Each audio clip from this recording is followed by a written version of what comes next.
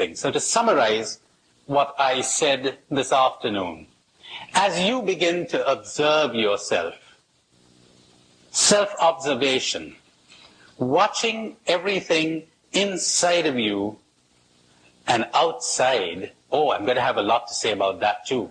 Outside, the trees, the stars, the traffic, the faces of friends, the people you're living with, dried leaves, the birds, a pile of stones, water, anything. Observe, watch. You might suddenly stumble upon a whole world you had never seen. And you'd say, God, I've been here all along. How come I never saw this? To watch everything inside of you and outside.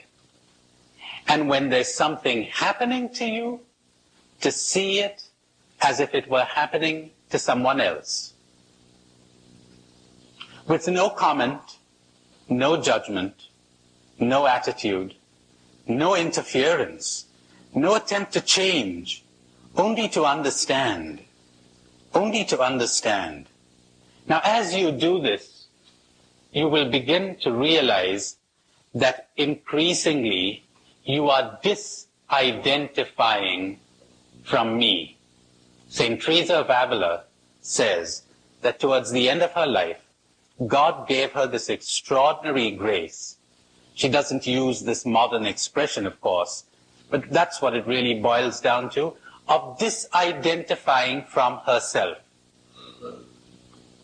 Extraordinary liberation at last. You know how it is? John Smith has cancer. I don't know John Smith. John Smith is in me. So I'm not all that affected. If I have love and sensitivity, maybe I'll help. But I'm not all that affected emotionally. You have an examination. I'm not all that affected. I can be quite philosophical about it, and I'll say, well, the more you worry about it, the worse it's going to get. Why don't you take a good break? But when it comes my turn to have an examination, well, that's something else, isn't it? Because I've identified with me.